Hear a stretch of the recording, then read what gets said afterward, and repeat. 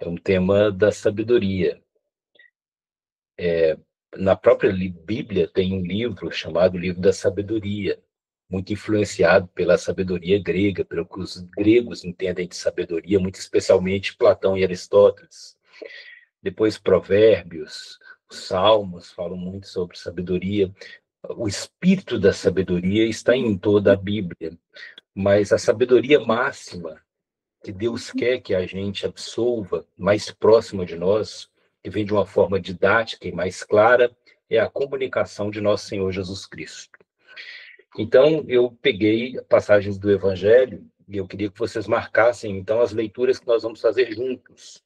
Não vou dar uma palestra, não. A gente vai ler esses textos juntos e eu vou comentando, e depois, no final, a gente abre para algumas perguntas que os nossos corações tiverem, tá bem, meus irmãos?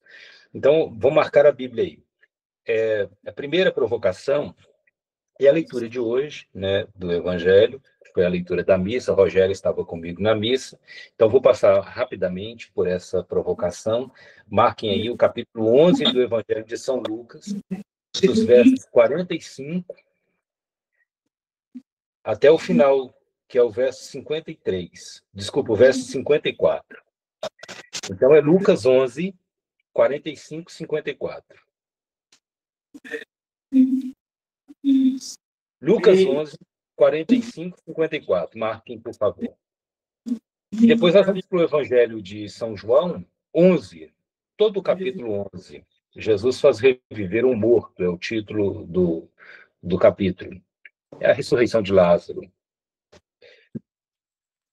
E como segunda provocação, aí eu vou deixar o Evangelho de João para a terceira provocação, nós vamos fazer uma provocação aqui no capítulo 5 dos Efésios, tá? A carta de São Paulo aos Efésios, capítulo 5. Vai lá na carta, a carta é pequenininha, ela tem 6 capítulos. Então, o início do capítulo 5, vamos ler do verso 1, pode ser até o verso 14. Não, vamos até o verso 15, né?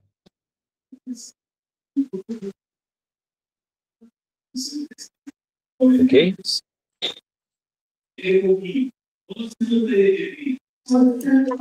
Tem alguém com o microfone aberto.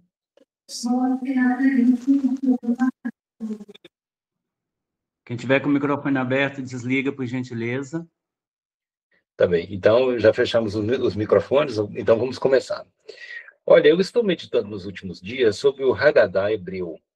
O Haggadah é um jantar que os judeus fazem, geralmente na quinta-feira, que nós consideramos a quinta-feira santa, a quinta-feira antes da Páscoa. Ele tem um valor didático muito grande, porque ele serve para o pai, o chefe de família, observar a natureza dos filhos. Segundo os judeus, os filhos podem ter 4 naturezas. Existe o filho sábio, que é aquele filho que pergunta com o interesse de saber. Ele pergunta com o saber dos sabores. Ele pergunta com o amor à sabedoria. Ele é filósofo, é o sábio. Existe o filho simples, que não pergunta nada, presta atenção em tudo, também não aprende nada, mas também está lá, ele está presente. É o filho simples. Existe o filho nércio, que não quer saber. Ele está ali, às vezes até atrapalha, ele é disperso, ele é nércio. E existe o quarto filho, que é o filho mau.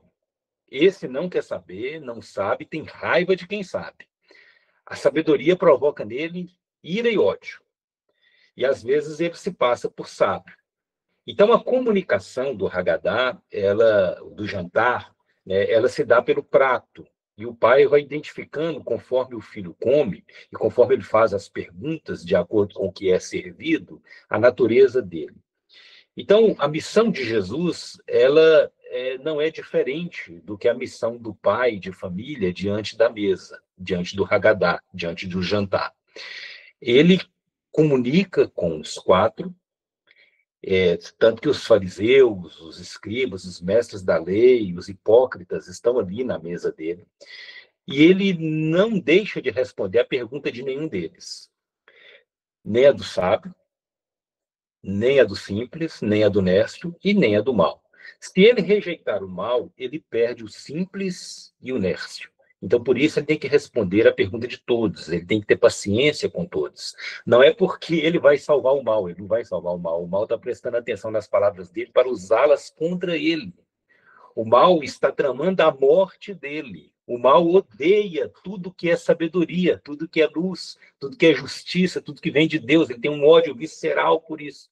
Alguns são filhos do diabo, alguns não foram corrompidos, são próprios diabos, estão ali perto, estão na mesa.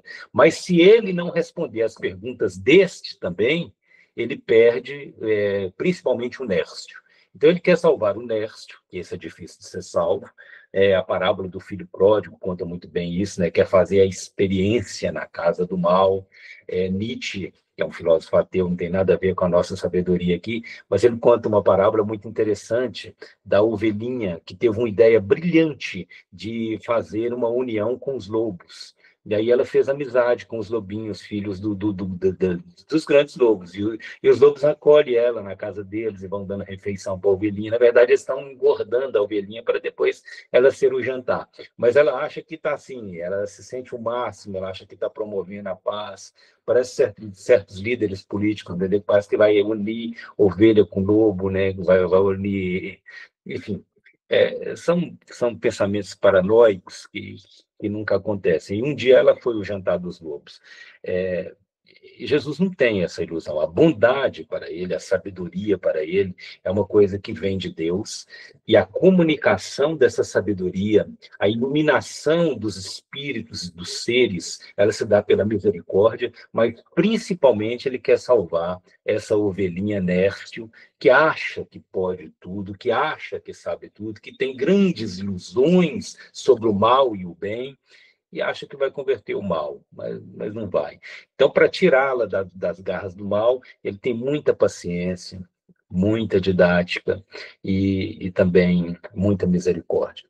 Vamos à leitura de hoje. Vamos pegar aí o Evangelho, né?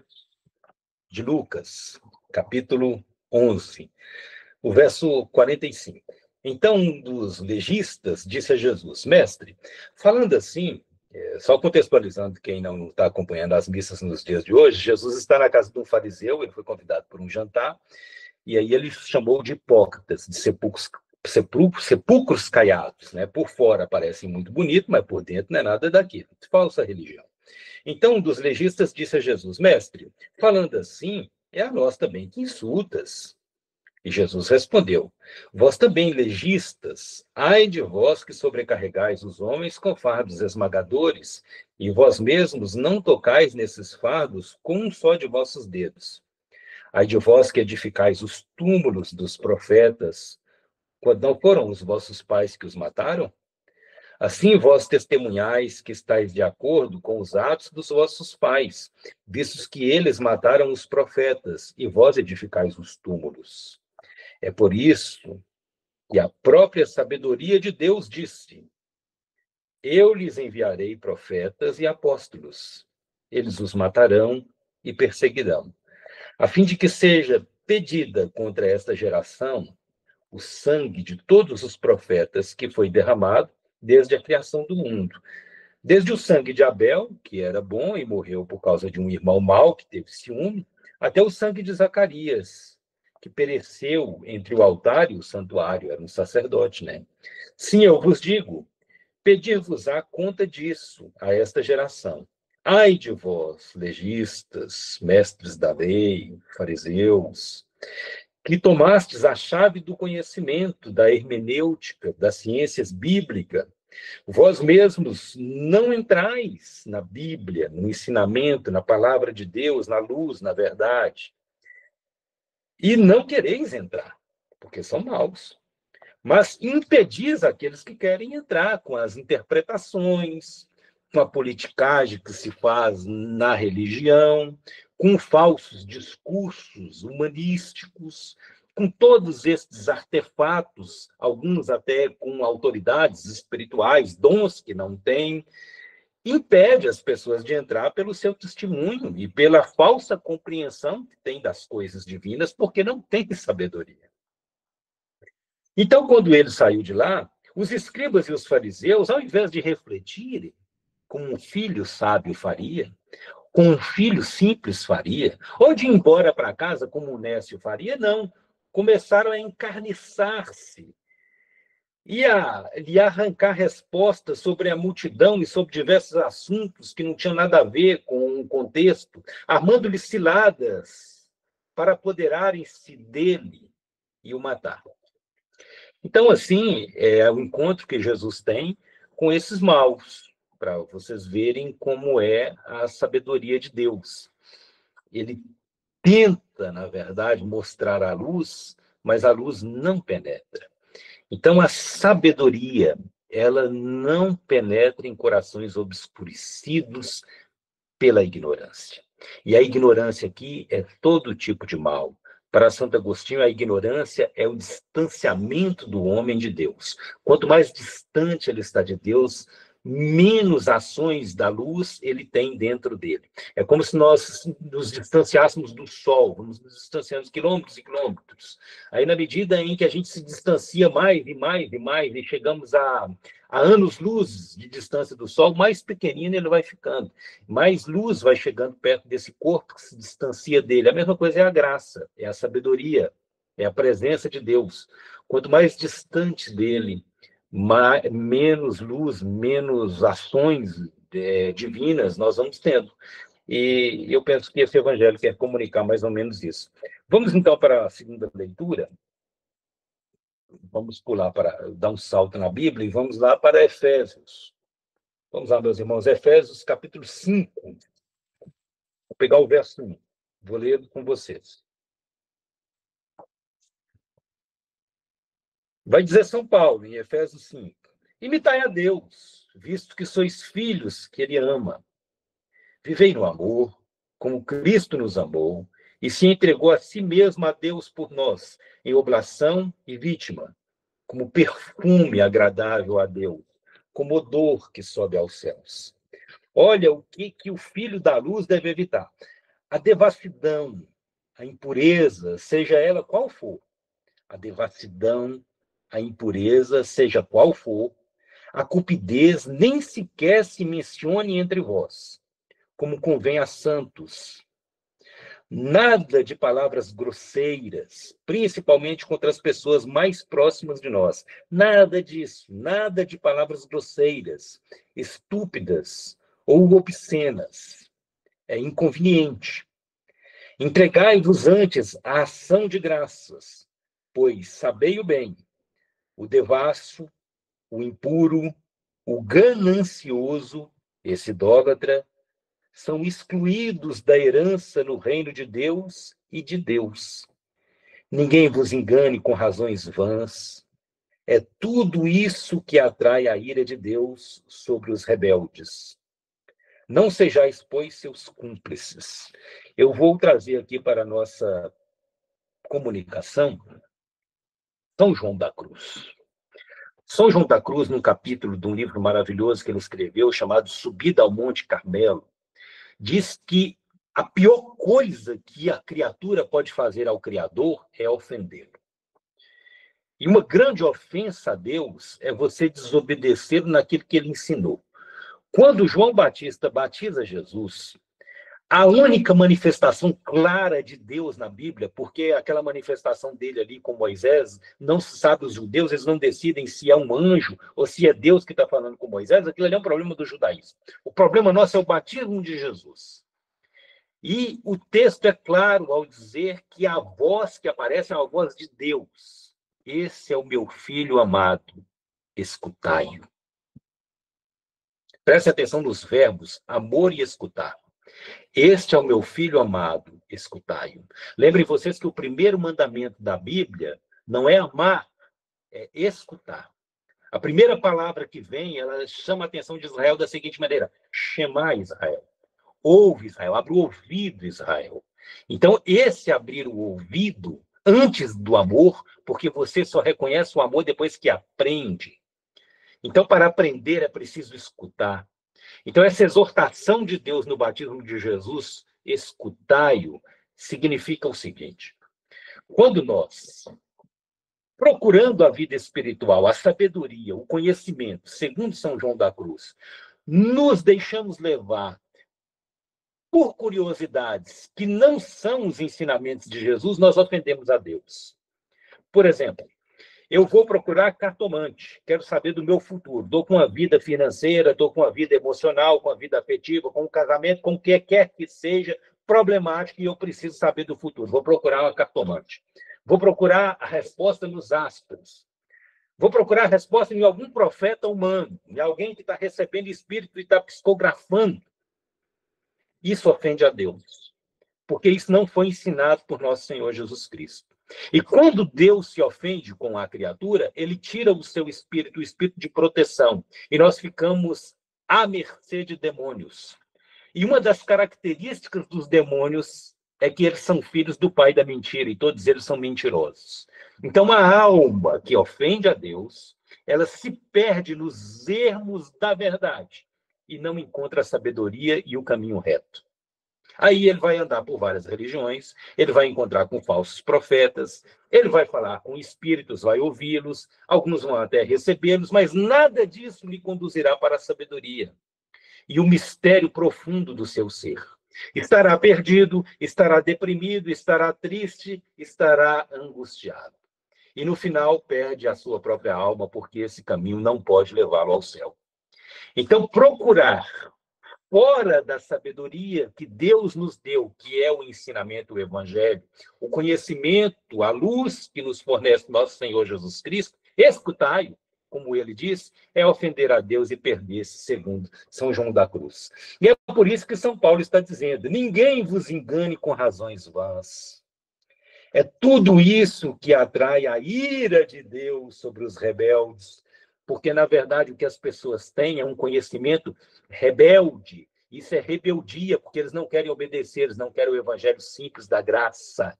Eles não querem acolher Jesus Cristo e a sabedoria da profecia e correr os perigos de ser profeta no mundo de idólatras, no mundo de perseguidores, de homens maus. São Paulo vai dizer o seguinte: os tempos são maus. Então, as pessoas não querem os desafios. Então, se deixam levar pelos demônios mentirosos, que nos levam por essas falsas religiões, por falsas profecias, que ele está chamando aqui, que é o caminho da ira de Deus. Porque a rebeldia nos levou para esses caminhos. Olha, verso 7. Não sejais, pois, seus cúmplices. Abandonar isso, meus irmãos. Outrora erais trevas.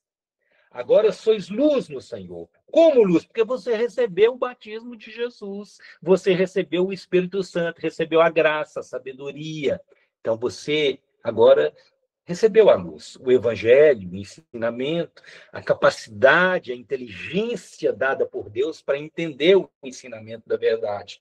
Então, vivei como filhos da luz.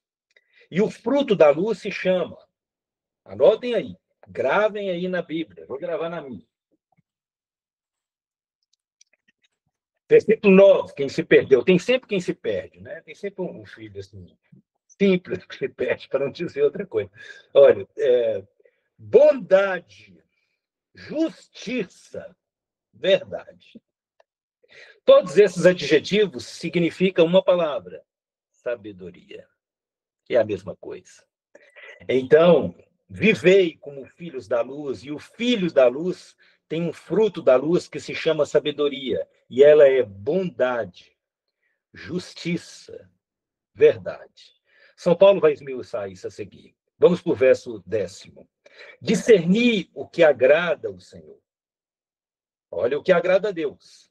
Seguir Jesus Cristo. Segui-o. Segui-o. Não é para seguir ideologias. Segui-o. É ele a palavra encarnada. Se Deus quisesse que espíritos falassem conosco, espíritos desencarnados falassem conosco, Jesus não tinha se encarnado. Jesus não tinha se feito homem, ele não seria o Cristo, não seria o Messias. A vontade dele é que ele se comunique conosco pela razão. E nem é por uma questão emotiva, não é nada disso. Não é por visões espirituais, por milagres. Os milagres não eram feitos aleatoriamente para serem extraordinários e celebrizar Jesus e quem ele autorizou fazê-los, não. Nem a expulsão de demônios, nada disso. Esses são sinais. É para escutá-lo, é para segui-lo pela razão, porque ele se encarnou na nossa razão, como Logos, como diz São João, para nos ensinar. E esse é o caminho. E se a gente ficar procurando espírito aí, ficar caçando ele, você vai entrar numa fria. É isso que ele está dizendo. Discernir o que agrada o Senhor. Porque esse negócio de consultar cartomante, como fez Saul lá no Antigo Testamento, desagrada a Deus. E Deus tira a graça da pessoa. E quando Deus tira a graça de nós, ele se distancia de nós, demônios se aproximam. Mesmo com ele, eles estão aqui ao redor. Se ele tira a graça, aí você está na mão de demônios. E olha, a parábola da ovelha, ela é muito interessante, porque no mundo espiritual, nós somos como ovelhas. A ovelha é um bicho que ouve mal, não sabe gritar, grita baixo, é míope, não aguenta correr, não tem garras e não tem presas. Então, se o lobo chega e ele não tem o pastor, ele é uma presa fácil. No mundo espiritual, nós somos desse jeito. Sem o pastor, nós não temos conhecimento, não conseguimos farejar, não temos sentidos. A gente, às vezes, é atacado à noite por coisas que a gente não vê, não sabe o que é, não entende. Então, precisamos dele, que é o bom pastor que veio nos salvar. É preciso confiar nele. E esse negócio de ficar exaltando os conhecimentos humanos, a sabedoria humana, não agrada a Deus. E também esse negócio de ficar procurando espíritos, tentando compreender, tentando ajudar espíritos. Tem gente aí na espiritualidade odierna que é tão arrogante que acha que ele pode ajudar espírito desencarnado, pode ajudar espírito que desencarnou, que na vida não se encontrou, a encontrar o caminho de Deus. Né? Não, isso é uma grande ilusão. São Paulo não acredita nisso. Né? Vamos lá, verso 11. Não vos associeis às obras exteriores, estéticas. Não vos associeis às obras estéreis das trevas. Antes, desmascarai-as, que é o que a gente está tentando fazer aqui. O que essa gente faz em segredo causa vergonha, até dizê-lo. Essa gente ele está falando dos falsos profetas, viu? Mas tudo o que é desmascarado é manifesto pela luz, pois tudo o que é manifesto, que é manifestado, que é razão, que é explicado por Jesus no Evangelho, é luz. É por isso que se diz: desperta, ó tu que dormes no caminho espiritual, tu que está adormecido. Levanta-te dentre os mortos, tu que já morreu no espírito, na vida espiritual, pelos caminhos errados do pecado, das feitiçarias, do caminho dos falsos profetas, do materialismo. Cuidado, desperta, levanta, e sobre ti o Cristo resplandecerá. Ele é a luz da verdade, ele é a verdadeira sabedoria. Se nós formos escrever um tratado sobre a sabedoria, nós iríamos voltar aos gregos, pegar ali Heráclito, Platão, Aristóteles, dentro da própria Bíblia do Antigo Testamento, quantas vezes essa palavra volta com sentidos diversos e diferentes. Mas não é isso sabedoria. Sabedoria não é uma pesquisa científica. Sabedoria é o aproximar e a experiência que nós temos com o conteúdo do ensinamento de Jesus Cristo. Ele é o Logos vivo, ele é o Filho de Deus, ele é a comunicação de Deus inacessível, que é Espírito e Verdade, aqui na nossa caixa humana, que é o nosso cérebro, que é a razão. Então é preciso ouvi-lo, obedecê-lo, compreendê-lo, como o filho sábio faz, perguntar para ele as coisas minúsculas que nós temos para perguntar e ouvir da sua boca o que ele tem a nos dizer acerca das nossas angústias. E tudo isso é relatado nos evangelhos. Toda a verdade nos foi revelada nos evangelhos. Basta procurar, basta ler, basta perguntar, interrogar no seu coração, que o Espírito Santo nos conduz e nos instrui. Outra coisa importante, meus irmãos, é que a sabedoria de Deus, ela não está em nós. Ninguém nasce com a sabedoria divina. A sabedoria ela é dada como graça. Então, há certos conhecimentos das coisas espirituais que nós vamos adquirir pelo ensinamento na vida cotidiana. Então, é muito importante a família. Por isso que o diabo ele odeia 4 coisas, né? Ele odeia a família, ele odeia Maria, odeia Jesus e odeia os padres. Vejam que todos eles estão relacionados com o ensino, né? Então, a família, ela tende a ensinar, ela deve ser defendida com sabedoria, porque o filho ele vai receber dos pais o germe, a semente do evangelho, e ele deve segui-lo. Então, o filho sábio é esse que aceita o ensinamento e aceita que a sabedoria de Deus lhe será dada, se ele buscar, se ele perguntar, se ele quiser. Para quem não quer, para quem quer viver nas trevas, aí não tem sabedoria, também não tem luz, que é o prêmio da graça. Vou para o verso 15. Sede verdadeiramente atentos ao vosso modo de viver. Não vos mostreis insensatos, sedes ante homens sensatos, que põem a render o tempo presente, pois os dias são maus. Pois os dias são maus. E com dias maus nós temos filhos maus. E com filhos maus não existe conversão. Nós temos que dialogar com os maus para tentar salvar os néstios, que às vezes são muito perto destes.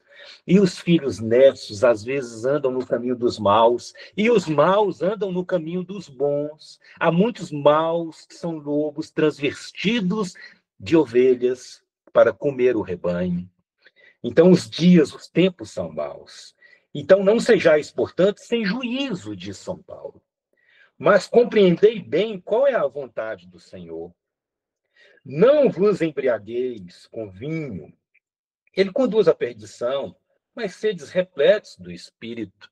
E hoje nós temos um outro tipo de vinho para tomar na modernidade, que são os remédios, os psicotrópicos, que nós entupimos. Começamos tomando remédio para dormir, daqui a pouco a gente está tomando remédio para falar, para viver. Perde a vida, perde a razão, perde tudo. Olha o que São Paulo está divertindo. Antigamente os psicotrópicos estavam relacionados ao vinho. Dava-se vinho, até médico receitava vinho. Vinho era um analgésico. Então, muito cuidado com os analgésicos que a vida nos fornece, que a medicina, que a sociedade nos oferece, os prosaicos da vida, que vai se distanciando da profecia, da verdade, da sabedoria, e às vezes você perde o compromisso, você perde a missão de ser luz dentro da sua família. Você está dormindo e a família está indo para água abaixo. Você está, às vezes, anestesiado pela ganância de ganhar dinheiro, trabalhar demais. Você descobre que se você trabalhar 16 horas por dia, você vai ganhar muito, vai economizar tanto. Isso é um vinho, isso é um vício. E isso vai te distanciar de observar a sua família, observar seus filhos, observar sua mulher, observar seu esposo, amá-los. Observar aqui está no verbo do amar. E você vai perder o tempo com isso. E isso é um anestésico que vai te distanciar da profecia e da sabedoria, do conhecimento de Deus. O tempo que você passa aí perdendo consigo mesmo, com lazeres e outras coisas, exageradamente, que todo mundo precisa um pouco de descanso, mas tudo no exagero aqui, para São Paulo, é vinho. Então, muito cuidado, porque essas coisas nos distanciam do verdadeiro Espírito, que é o Espírito de Deus, e nos entorpece, nos amortece, nos distrai e nos tira da luz. E nós estamos no mundo para ser luz, luz do mundo. Luz aqui é sabedoria. Luz é as 3 coisas que nós grafamos. É bondade, é justiça, é verdade. E vejam que essas 3 qualidades estão na fala profética, no profetismo. O profetismo, ele é uma bondade, ele é uma verdade, sempre verdadeiro, e ele é justo. E no caminho e na fala e na ação profética está a sabedoria de Deus. Eu tenho aqui um probleminha que vai... a bateria do meu celular, ela é, como diz os jovens, viciada. Eu vou carregá-lo aqui porque ele vai acabar, tá, meus irmãos? Daqui a pouco eu volto. Espera aí. Um minutinho.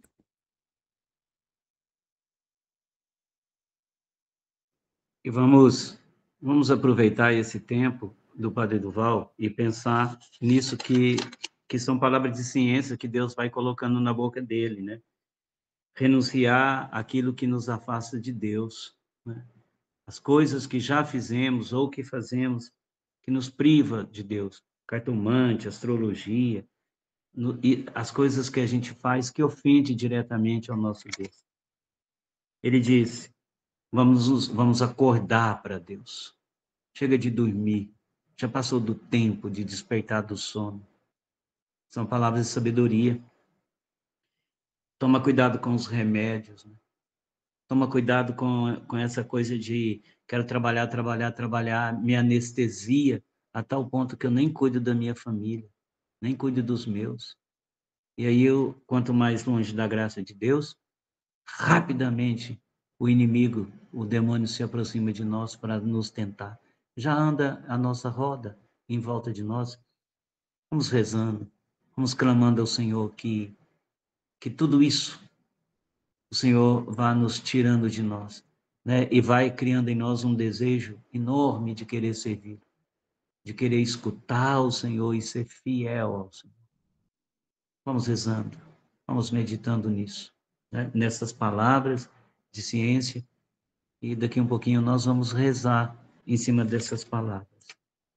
Se Deus está tocando o seu coração também em alguma palavra, em alguma coisa que o Padre Duval já nos disse, né? A gente vai pescando essas coisas que Deus vai soprando sobre ele. Às vezes a palavra de ciência, ela é dada e o discernimento vem por outra pessoa, né? Não necessariamente aquele que está proferindo a palavra, como a palavra de ciência que a gente viu na semana passada. Então, que o Senhor ilumine para que o fruto, a bondade, a justiça e a verdade gerem em nós a sabedoria de Deus. Amém? Amém. Continuemos em oração, continuemos em silêncio.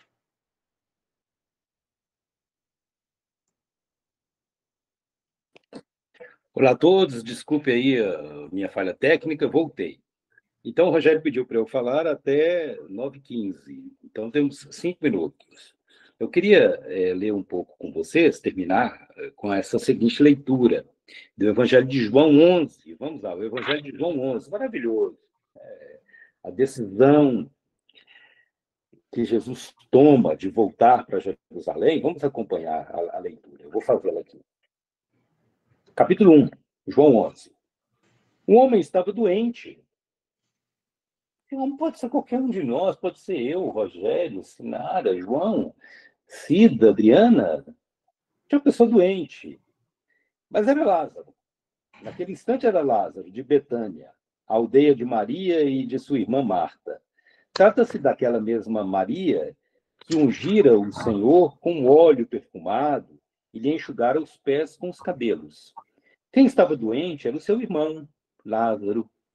As irmãs mandaram dizer a Jesus: Senhor, aquele que tu amas está doente.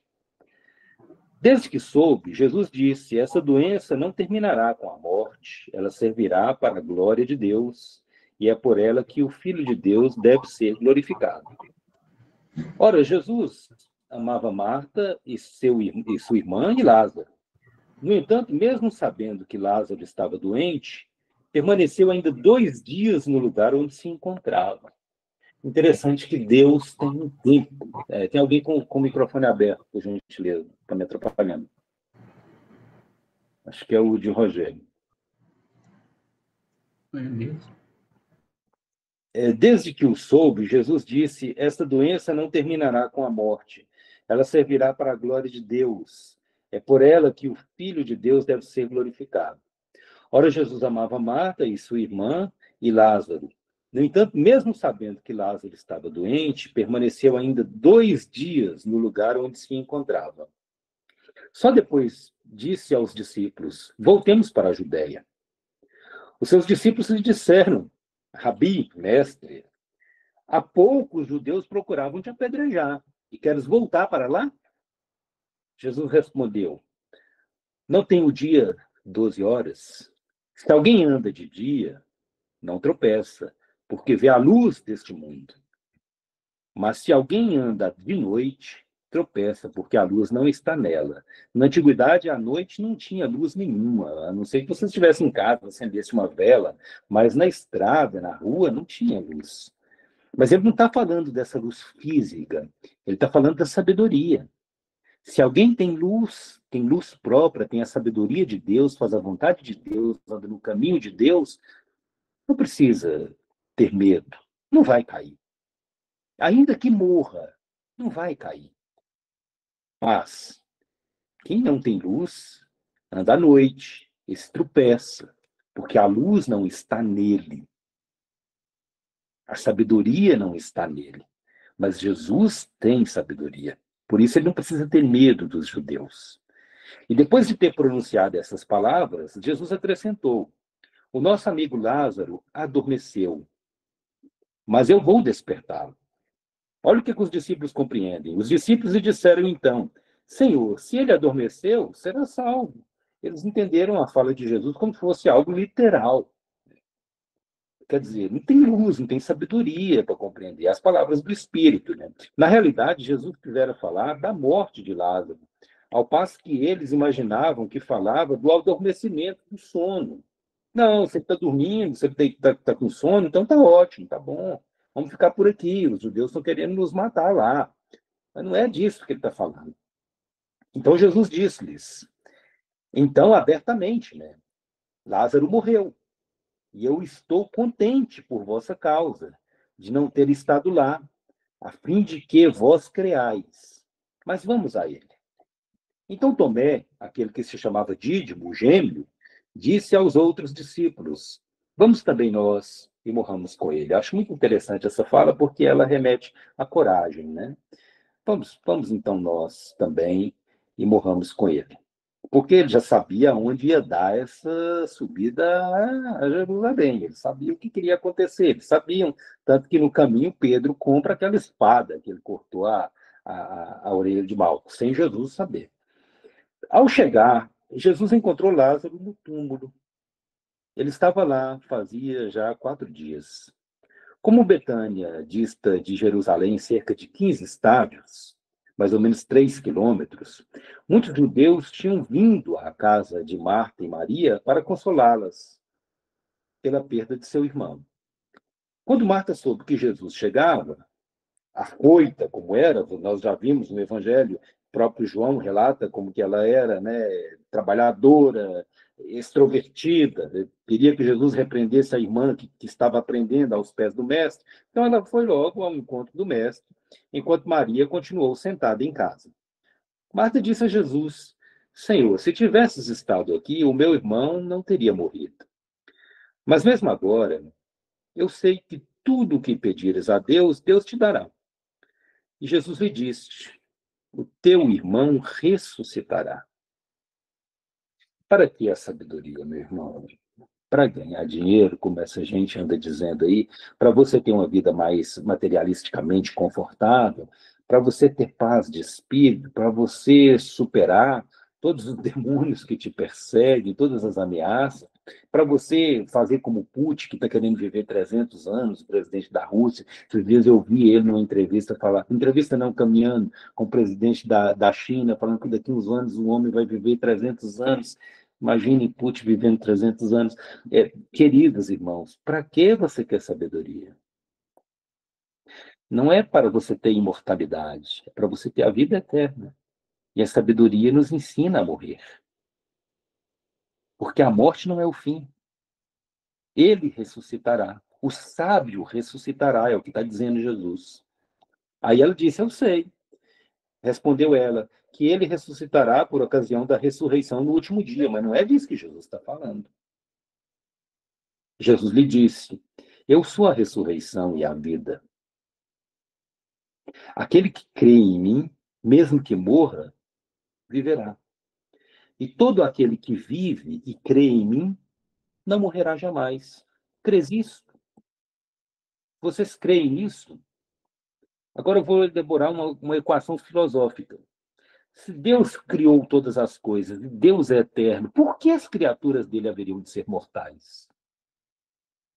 Se ele é eterno e ele criou, logo, As coisas são imortais. Veja que no planeta nosso, esse planeta pequeno que nós temos aí no universo, nada morre, como já dizia Lavoisier, tudo se transforma. E a transformação é um tipo de ressurreição.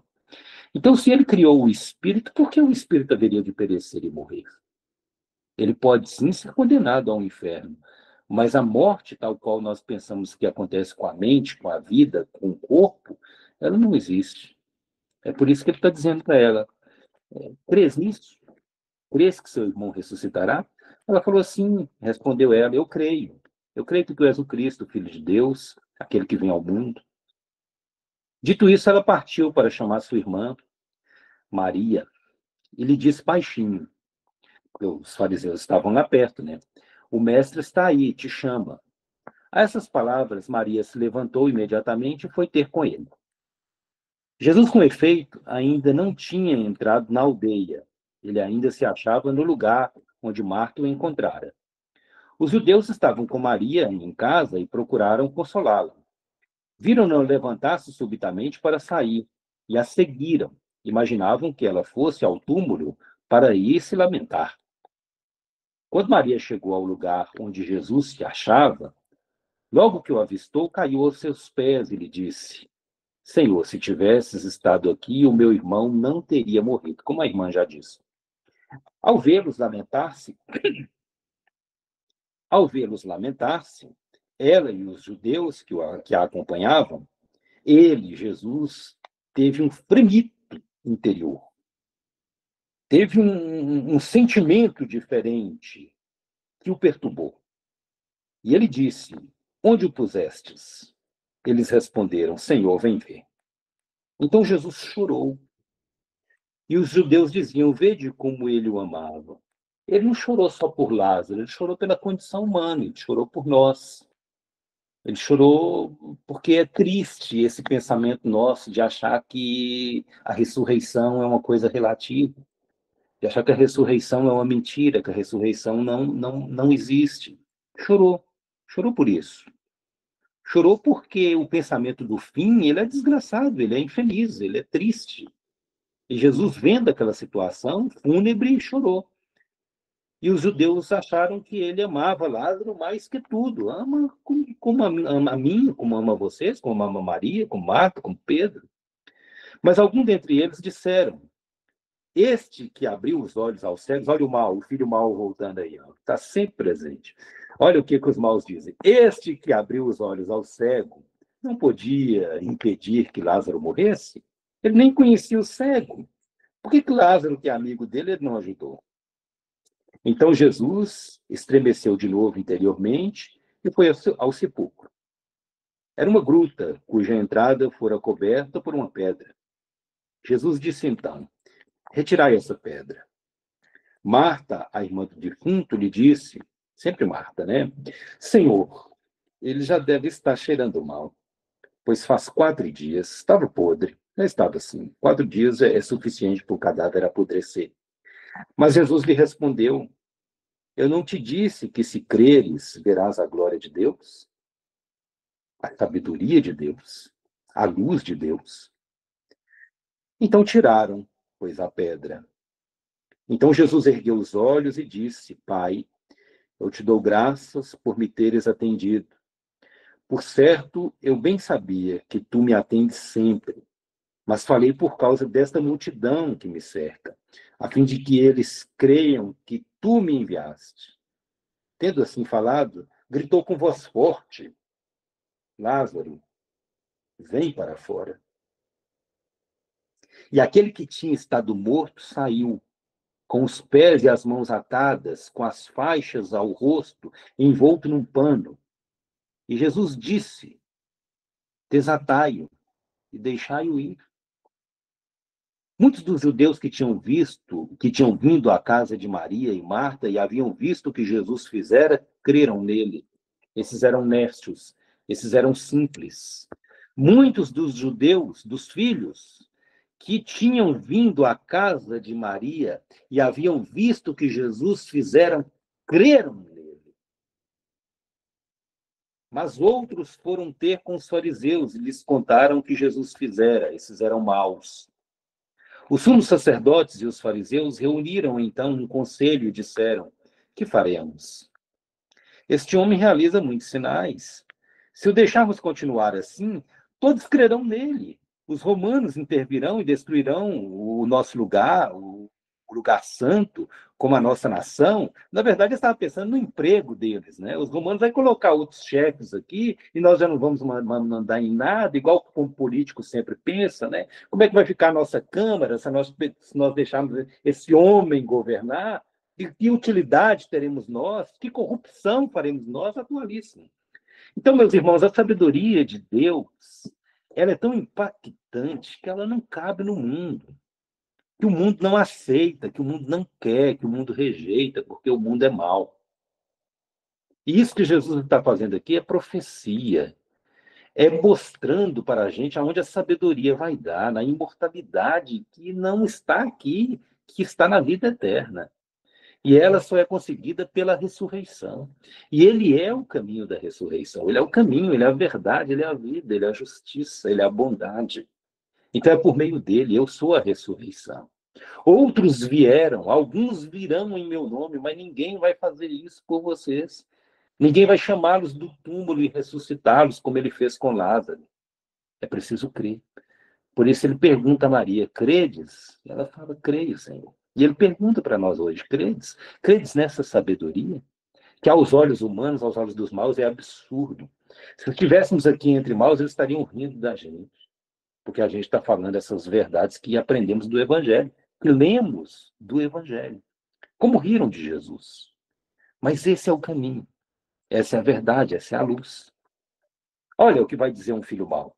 Um dentre eles, Caifás, que era sumo sacerdote naquele ano, disse: vós não compreendeis nada, e nem mesmo refletis ser do vosso interesse que um só homem morra pelo povo, e que não pereça a nação inteira. Já estavam tramando a morte de Jesus. Lá no Evangelho de Lucas, onde a gente começou, vocês viram que eles estavam procurando um motivo para matá-lo, querendo amarrá-lo nas suas próprias palavras. Agora encontraram um motivo. Não foi por si mesmo que ele pronunciou essas palavras, mas como era sumo sacerdote naquele ano, fez essa profecia, que era preciso que Jesus morresse pela nação. Na verdade, ele morreu pelo mundo. E não somente por ela, mas para reunir na unidade todos os filhos de Deus que estão dispersos. Foi por isso que ele morreu. Foi nesse dia, pois, que eles resolveram fazê-lo perecer. Por seu lado, Jesus se absteve, dessa hora em diante, de ir e vir abertamente entre os judeus. Ele se retirou para a região próxima do deserto, para uma cidade chamada Efraim, que existe até hoje, e a única cidade cristã de Israel. Na verdade, ela está em Cisjordânia. Se vocês procurarem na internet, essa cidade existe. Todo mundo lá é cristão. Uma cidadezinha pobre, uma aldeiazinha até hoje, é verdade, mas é uma graça de Deus. Ele ficou nessa cidade, onde permaneceu com seus discípulos, até aquela semana derradeira que ele desce para Jerusalém, que ele começa a Semana Santa. Então, eu termino por aqui, meus irmãos. Não sei se ajudei vocês a compreender o que é a sabedoria. Sabedoria, no meu entendimento, é profecia, é profetismo, é coragem, é enfrentamento, é luz, luz que brilha nas trevas, e as trevas não podem com a luz, e as trevas tentam apagar a luz a qualquer momento, qualquer luz. Venha do Espírito Santo, venha de Jesus, ou venha dos seus discípulos, dos seus seguidores. As trevas são inimigas da luz, e elas não aceitam a luz, e elas não querem a luz, e nós estamos nas trevas. É um mundo de trevas, é um mundo de maus. E com a sabedoria de Deus, com o conhecimento que ele nos deu, nós devemos seguir, porque o que está reservado para nós é a ressurreição e a vida eterna. E é lá que nós seremos felizes. Aqui é o lugar de luta. É o lugar onde a luz deve brilhar nas trevas.